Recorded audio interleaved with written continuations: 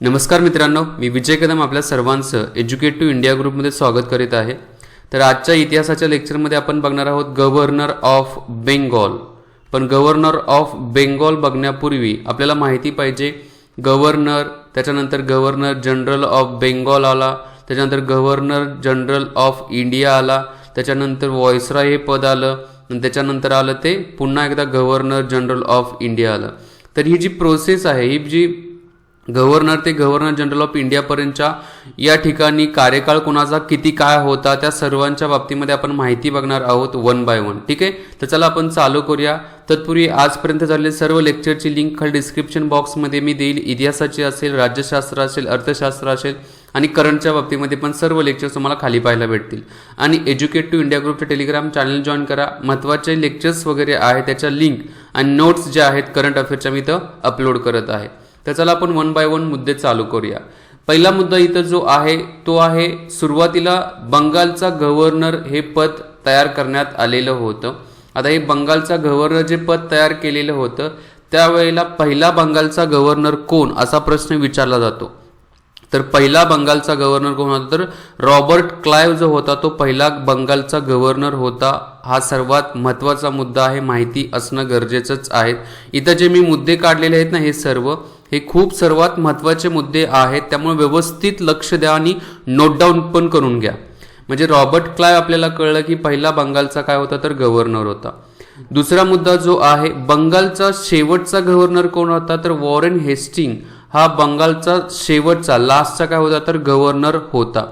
त्याच्यानंतर काय झालं की बंगालच्या गव्हर्नरचं रूपांतर कोणत्या पदामध्ये करण्यात आलं, तर गव्हर्नर जनरल ऑफ बेंगॉल असं करण्यात आलं होतं.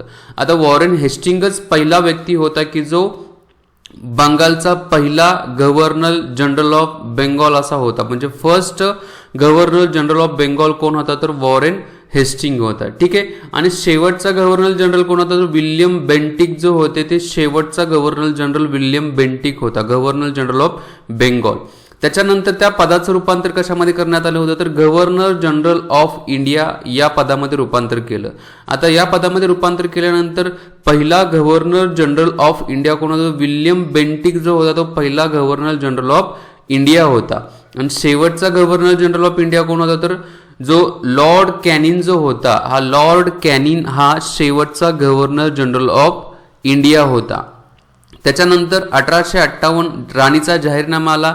त्यावेळेला काय करण्यात आलं, तर गव्हर्नर जनरल ऑफ इंडियाचं रूपांतर व्हॉइसरॉयमध्ये करण्यात आलं. आणि व्हॉइसरॉय जो होता, पहिला व्हॉइसरॉय जो होता तो लॉर्ड कॅनिंग पहिला व्हॉइसरॉय होता.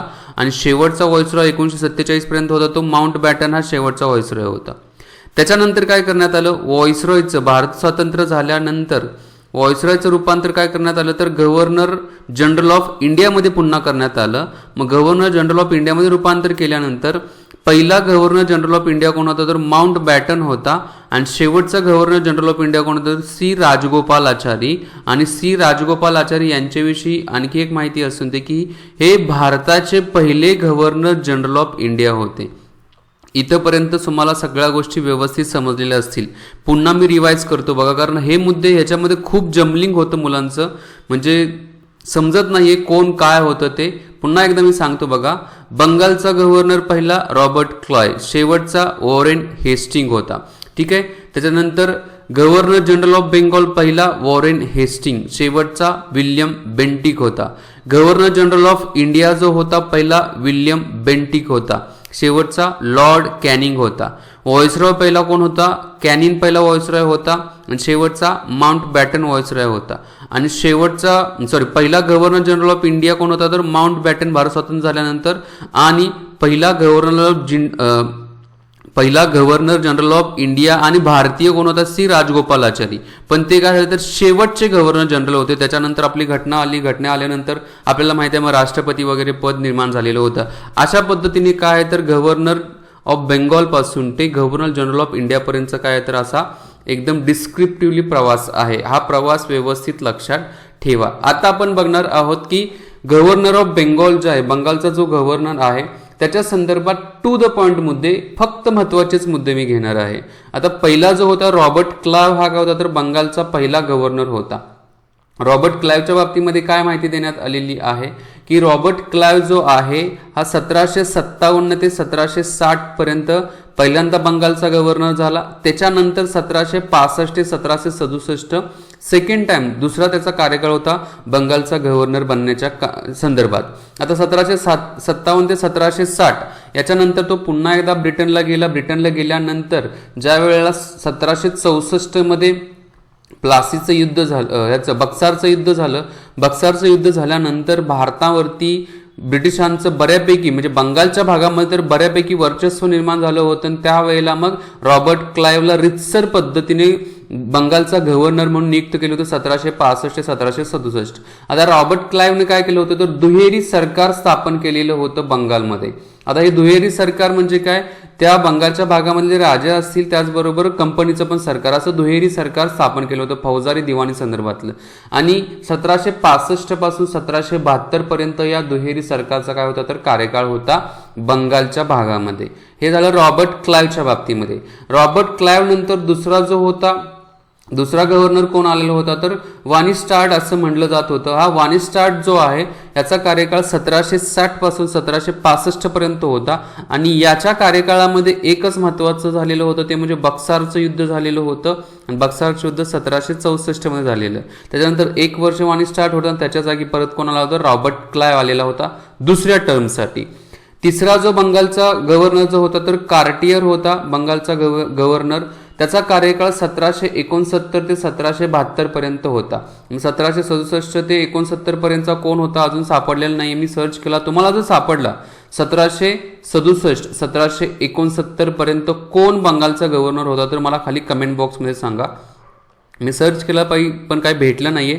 तुम्हाला भेटलं तर तुम्ही सांगू शकता. ठीक आहे, थोडा तुम्ही पण अभ्यास करा, तुम्ही पण सर्च करा, तुम्ही पण मला सांगा, तुम्ही पण सांगू शकता ना सर्च करून. ठीक आहे, आपल्या मुद्द्यावरती येऊ. आता कार्टियरच्या कार्यकाळामध्ये काय झालं होतं तर बंगालमध्ये सगळ्यात मोठा दुष्काळ पडला होता आणि या दुष्काळामध्ये करोडो लोकांचा मृत्यू झालेला होता. हा दुष्काळ जो होता या दुष्काळाला कारणीभूत ब्रिटिशरच होते बघा. अन्नधान्याचा तुटवडा ब्रिटिशांनी तयार केलेला होता. ब्रिटिश भारताची जी संपत्ती वगैरे आहे ते ब्रिटनला घेऊन जात होते. त्यामुळे अन्नाच्या बाबतीमध्ये खूप वाईट परिस्थिती भारतामध्ये त्यावेळेला होते. आणि बंगालच्या भागामध्ये तर खूप विचित्र होती कारण ब्रिटिशांनी सुरुवात तिथूनच केली होती.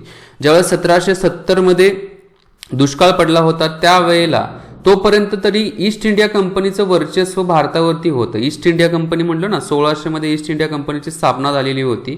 तिथून पासून 1770 पर्यंत ईस्ट इंडिया कंपनीचं वर्चस्व होतंच. पण ज्या वेळेला 1770 मध्ये दुष्काळ पडला, भारतातून कोणत्याही प्रकारचा रेव्हेन्यू महसूल जो आहे तो या ब्रिटिश ईस्ट इंडिया कंपनीला भेटत नव्हता. आणि त्यावेळेला काय करण्यात आलं मग या ब्रिटिश ईस्ट इंडिया कंपनीने जे काही ब्रिटनची पार्लमेंट जी आहे, ब्रिटनची त्यावेळची जी संसद जी आहे या संसदेला कर्ज मागितलेलं होतं. आणि जेव्हा कर्ज मागितलं त्यावेळेला ब्रिटननं काय केलं, ब्रिटिशांच्या संसदेने काय केलं होतं की आता भारतामध्ये इंटरफिअर करण्यासाठीचा आपला एक चांगला मार्ग सापडलेला आहे. त्यामुळे ब्रिटिश संसदेने सांगितले की आम्ही तुम्हाला कर्ज देतो. का कर्ज पाहिजे होतं तर या दुष्काळातून बाहेर पडण्यासाठी ब्रिटिश ईस्ट इंडिया कंपनीला कर्ज पाहिजे होतं. संसदेने सांगितलं आम्ही तुम्हाला कर्ज देतो पण आमचेही काही नियम अटी वगैरे असतील. आणि त्या आधारावरतीच बघा 1773चा नियामक कायदा ब्रिटिश संसदेच्या मार्फत तयार करून ब्रिटिश ईस्ट इंडिया कंपनीवरती काय करण्यात आला होता तर लादण्यात आलेला होता. जबरदस्तीनेच लादण्यात आलेला होता आपण असं म्हणू शकतो कारण ब्रिटिश ईस्ट इंडिया कंपनीकडे पैसे त्यावेळेला नव्हते. ठीक आहे, मग आता ब्रिटिश ईस्ट इंडिया कंपनीने ज्या वेळेला 1773चा जो रेग्युलेटिंग कायदा तयार केला 1773चा हा नियामक कायदा जो आहे या नियामक कायद्याच्या आधारावरतीच तर गव्हर्नर ऑफ बेंगॉलचं जे पद होतं त्या पदाचं रूपांतर गव्हर्नर जनरल ऑफ बेंगॉलच्या पदामध्ये झालेलं होतं. पण शेवटचा आपण बघितलं गव्हर्नर ऑफ बेंगॉल कोण होता तर वॉरेन हेस्टिंग होता. कारण 1772 मध्ये वॉरेन हेस्टिंग हा काय झाला तर बंगालचा गव्हर्नर म्हणून नियुक्त करण्यात आला होता. आणि 1774 पर्यंतचा कार्यकाळ होता कारण 1773च्या नियामक कायद्याच्या आधारावरती वॉरेन हेस्टिंग जो होता तो गव्हर्नर ऑफ बेंगॉल मधून काय झाला तर गव्हर्नर जनरल ऑफ बेंगॉलमध्ये त्याचं रूपांतर झालेलं होतं.